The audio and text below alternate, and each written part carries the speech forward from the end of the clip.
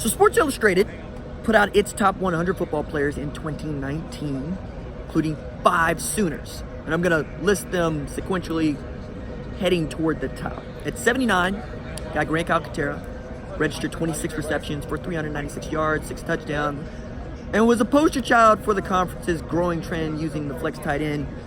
No, Lee Morris was that guy last year, guys. Like, I forgive you, Sports Illustrated, for not watching every minute of U football, but you would have known that Lee Morris was a touchdown machine. He was a touchdown magnet. Matter of fact, he might be the best tight end at Oklahoma right now. Fight me.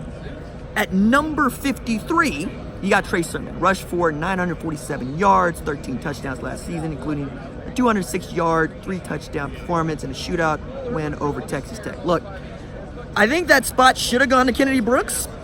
I understand that Trey Sermon is an outstanding back. And if the ankle doesn't start to roll up in November, perhaps he reaches 1,000 yards. But the best running back at Oklahoma last year was Kennedy Brooks. Over 1,000 yards rushing, averaged 9.6 yards per carry with a walking first down. So I agree with the ranking of a OU running back at 53. I don't agree that it's Trey Sermon. Now, when we're moving on to 49, you get Kenneth Murray, who I know OU fans are like, what is it that national media sees in Kenneth Murray Jr.? Well, they see 155 tackles. And we've talked about this, and we will continue to talk about this. The dude was at every tackle, like he was in on every play. But he only had 47 solo, which is something you would like to see him improve on this year. You'd like to see him get better at diagnosing what offenses are doing and be able to shoot the gap and get more tackles for loss, maybe even get a couple sacks. But he's still playing a very difficult position where he can be right and wrong at the same time. Like when Kenneth Murray Jr. sees a run-pass option, his first job is to go at the run, stop the run. That's everybody's first job on the defense. And then you backpedal, and then you try to take away the pass. Well, with run-pass option, you're playing the middle linebacker, sometimes the nickel guy, depending on who is in the middle of the field, who you're citing as the Mike. And sometimes it's Kenneth Murray Jr., sometimes it's going to be the Will. But the point is, you're playing off that guy. So if that guy comes downfield, you throw the football. If that guy drops back, you run the football.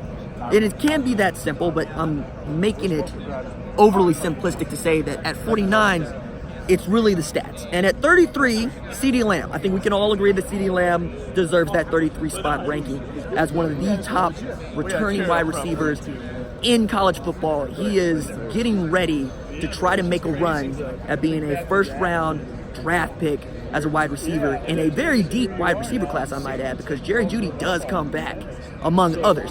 T. Higgins out of Clemson is going to be on that list. He's outstanding. And then at 28, Jalen Hurts. Now, that for me is also a point of contention because Jalen Hurts wasn't the best quarterback at Alabama. We all know that Tua Tagovailoa finished second in the Heisman voting, has by a very slim margin the record for passing efficiency in a season.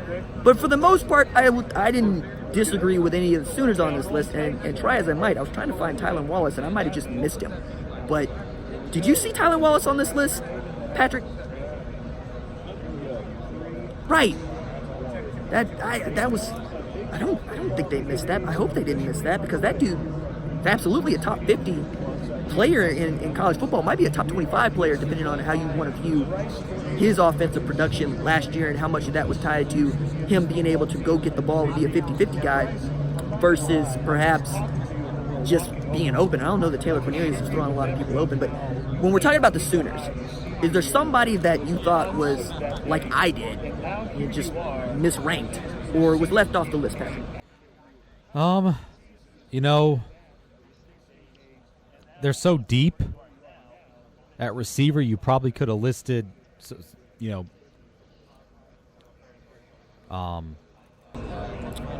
Well, you could have thrown Charleston Rambo in there if you wanted some flavor, based on this, right? Not based on what he did with stats last year, because that's usually how we're doing these rankings, right? But this guy had all of 3 receptions last year, but one of them was a 49-yard touchdown against Bama, and he looked good doing it. And then on top of that, he was the only underclassman running routes for Kyler Murray at the Pro Day, which tells you, one, what Kyler Murray thinks of Charleston Rambo, and 2, what Lincoln Riley and Dennis Simmons think about Charleston Rambo.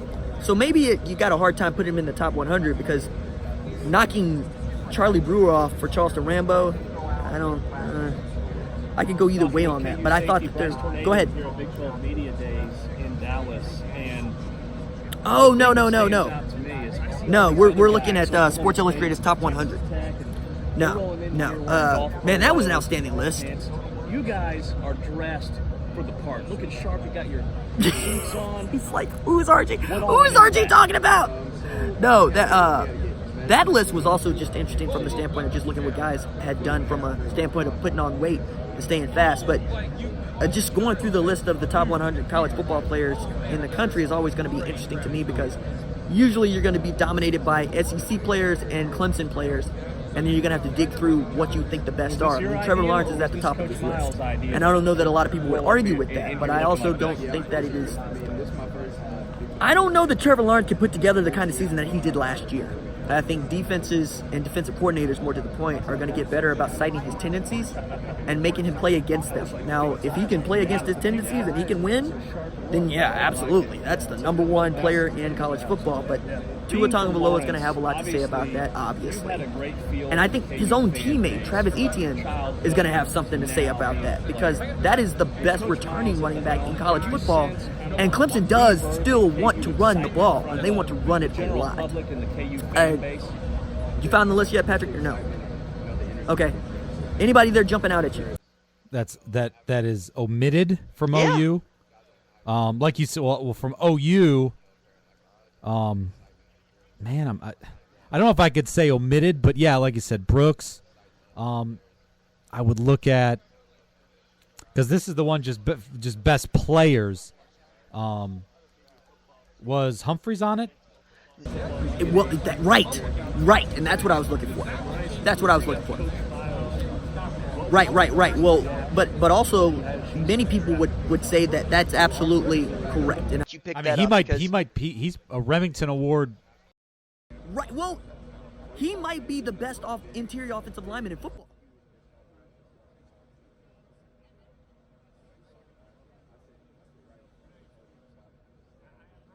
Well, and it's, like I want to get into this later on, but like what that dude can do, I talk with Jerry about this all the time, because that dude played center at the highest level and he played it for a very long time. But the way that dude just knows how to play his position is far and away above what anybody else is doing at his age, right? That's really what it is. He's got the physical presence, 6'4", 315, perfect size for an interior lineman. But at center, you can see the smarts, right? And I cited this statistic, and I'm going to continue to cite it, but like with the win metrics, Jason Kelce was the best center in football last year and the most underappreciated NFL player in football last year, because he did two things very well. One was stop pressure from getting to his quarterback, right? The second was giving his quarterback a clean pocket. Like, no center was better at keeping defensive players at least 5 feet away from his quarterback than Jason Kelce was. And you can see how that translates for them in the way that they win football games in the clean pocket that Nick Foles had to play with, that Carson Wentz has to play with. And those guys are becoming more valuable because they're responsible for changing pass protections at the line. All of those things are very important. And Creed is responsible for doing those things at Oklahoma and was succeeding at the highest level as a redshirt freshman. I mean, this guy was stymieing Isaiah Buggs. He was stymieing Quinnen Williams. He was going at Anthony Jennings, and he was able to reposition his hands. He was able to get in front of guys. He was able to beat them to spots. That's exactly what you're looking for in an interior line. Points and field goals. So what all went into that? Was that a day of practice where they say, hey, we need somebody to hold this guy, and you raise your hand? Or is that like a special skill set that you possess? Yeah, and I wouldn't be shocked to see him exceed that, man. That dude had doggone near 1,400 yards receiving last year. And I don't think it's a stretch if Spencer Sanders, and I'm assuming Spencer Sanders is going to be the guy like most people. But I think he's going to have a better connection with that guy, and at least from an offensive standpoint, and we're going to get into the second hour, but Sean Gleason is going to drop some stuff that's going to get Tylan Wallace free in a way that he's never been free before, with these new gadget plays that he wants to run, and just his understanding of football in the same way that I think Alex Grinch understands football, which is, hey, I can scheme up stuff, and if my players can execute that stuff, we're going to be really good, regardless of my talent.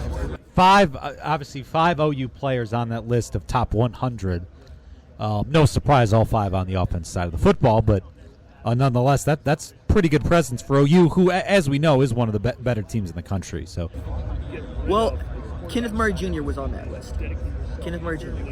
Yeah. So, but no, that's what you would expect. You would expect it to be that lopsided. Sermon, Kenneth Murray, Lamb, and then Jalen Hurts. Okay, I see it now.